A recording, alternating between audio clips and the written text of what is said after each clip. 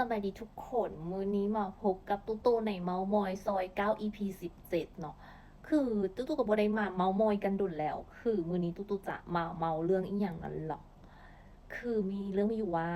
เคยมีผู้คนหนึ่งเนาะที่เราเคยล้มแล้วก็หายไปนานแล้วทุกคนแล้วมันก็เป็นแบบ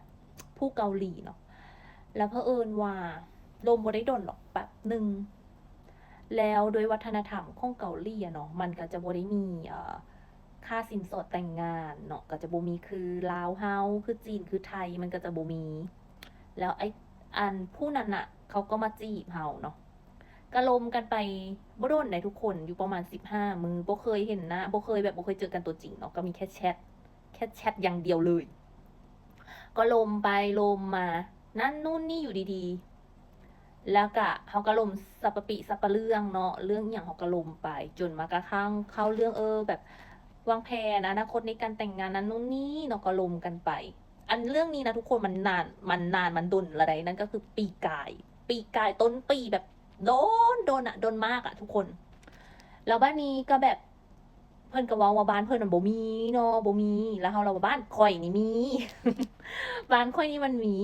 เฮาแต่งงานเขาก็ต้องมีสินสอดมีงานแต่งใส่ชุดประเพณีลาววัฒนธรรมลาวมีสู่ขวัญมัดแขนเนาะเขาก็ต้องเฮ็ดให้ถูกต้องตามฮีตของประเพณีแม่นบ่ล่ะทุกคนแล้วอยู่ๆเท้าก็เว้าว่าแบบบ้านเพิ่นบ่มีแต่เจ้ามาจีบสาวลาวได้เจ้าสิก็ต้องเฮ็ดตามประเพณีลาวปะเฮาก็เคารพในวัฒนธรรมของเกาหลีแล้วเขาเจ้าก็ควรจะเคารพในวัฒนธรรมของเฮาถ้าเจ้าบ่อยากแต่งงานแล้วมีค่าสินสอดเจ้าก็ไปแต่งกับคนบ้านเจ้าแม่นบ่ล่ะ ถ้าเจ้าอยากมาแต่งกับสาวลาวสาวจีนสาวไทยเจ้าก็ต้องควรเคารพในฮีตของประเพณีของบ้านคอยแม่นบ่ล่ะฮู้บ่เรื่องเป็นตุเป็นตะจ้ะเพิ่นเอาไปปรึกษากับหัวหน้าบอนเฮ็ดเวียกงานเพิ่นแล้วหัวหน้าเพิ่นก็แนะนำว่าเฮานี่นะอยากได้เงินว่ะครอบครัวของเฮาอยากได้เงินเพิ่นหวะเฮาก็ตอบไปว่ามันบ่แม่นว่าอยากได้เงินหรือบ่อยากได้เงินเนาะคือทุกคนก็ล้วนแล้วแต่มีเกียรติมีศักดิ์ศรีเป็นของตัวเองแม่หญิงลาวเฮาทุกคนก็มีเกียรติมีศักดิ์ศรีเป็นของตัวเองเจ้าสิเอา ผู้หญิงคนหนึ่งไปอยู่นำที่ต่างประเทศไปอยู่นำโดยที่แบบเขาเจ้าเป็นคนมีพ่อมีแม่เป็นลูกมีพ่อมีแม่ได้รับการเลี้ยงดูมาเป็นอย่างดีแต่อยู่ๆเจ้าสิเอาข้าเจ้าไปแล้วมันไม่เทิงฮิตของประเพณีเนาะมันไม่เทิงวัฒนธรรมที่มันมีมาเป็นหลายร้อยปีแล้วทุกคนแล้วเจ้าสิเอาข้าเจ้าไปแบบคือหิ้วไปคือหิ้วเครื่องคือซื้อเครื่องอยู่มินิมาร์ทแล้วหิ้วไปเลยอะ มันก็บ่ได้ปะขนาดอยู่มินิมาร์ทมันก็ยังได้จ่ายเงินจึงจะเอาไปได้มันก็บ่ซ้ำกับลักขโมยกินมันก็บ่ได้แม่นบ่ล่ะทุกคนแล้วเท่ากับประมาณฟีลแบบดูถูกเหยียดหยามด้อยค่าว่าแบบเจ้าอยากได้เงินค่อยหว่าอันแต่งงานนี่มันจะต้องได้เอาเงินนำว่าบ่เอาเงินบ่ได้ว่าแต่เจ้าอย่าลืมว่า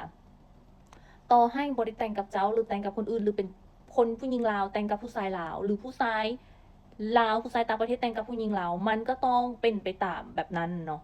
ซึ่งเท้าก็บ่เข้าใจ แล้วเฮาก็แบบตอนนั้นเขาก็นอยไปเลยว่าสรุปกูผิดแล้วผิดคืออะไรยังไง แล้วหลังจากนั้นก็เฟดก็บ่ได้ลงกันเลยบ่ได้ลงกันเลยทุกคนจนกระทั่งวันนี้เท้าติดต่อมาจ้ะลองทำโนซี่ฉันไม่ตอบบ่มีหยังจะตอบเพราะว่ามันรีมายด์ความทรงจำเดิมๆที่ว่าลาวอะนะเคยเฮ็ดนิสัยบ่ดีใส่เฮา แล้วที่จริงประวัติของเท้านะเยอะแยะมากเธอซันได้ข่าวมาว่าเท้าค่ะนะรักหมาลาวเนาะแล้วมาห้าผู้สาวอีกคนหนึ่งที่เป็นผู้สาวลาวเนาะแล้วไปกินข้าวนำกัน เดทแรกห่านซ่องจ้าถามว่ากินข้าวกับผู้สาวออกเดทครั้งแรกห่านซ่องมันผิดบอเอาตรงๆมันกับบริผิดตอกเนาะมันกาแฟๆกันดีถ้าสไตล์อเมริกันเนาะแต่ว่าสไตล์เอเชียนน่ะ ตามผู้หญิงแล้วมันก็ควรจะต้องมีความเป็นสุภาพบุรุษมีความเป็น gentleman มันก็ต้องแบบอย่างอย่างที่รายเดทครั้งแรกเจ้าก็ต้องแบบเทคแคร์เพื่อสร้างความประทับใจให้กับผู้หญิงแม่นบ่ล่ะส่วนฮอบ2ฮอบ3อาจจะห่างกันหรือเปลี่ยนกันเลี้ยงก็แล้วแต่ว่าถ้าจะจ่ายเป็นหันคือมันบ่ได้ผิดแต่แค่มันบ่ประทับใจทุกคนฟังแค่นี้ฉันก็เริ่มรู้สึกแบบได้เหรอแล้ววันนี้เท้าทักมาหาฉันจะไม่ตอบเลยจ้าเพราะว่าฉันแบบมันเป็นแบบมันเป็นความรู้สึกที่แย่ทุกคนแล้วมันก็ นั่นแหละ มีผู้ใดเคยเจอประสบการณ์อีหยังแบบนี้บอกคอมเมนต์มาเม้าท์มอยกันได้ดิ ไปก่อนละอีพีนี้ไม่ไหวจริงๆ ยอมเด้อถ้าไปเจอแบบนี้ วิ่งหนีด่วน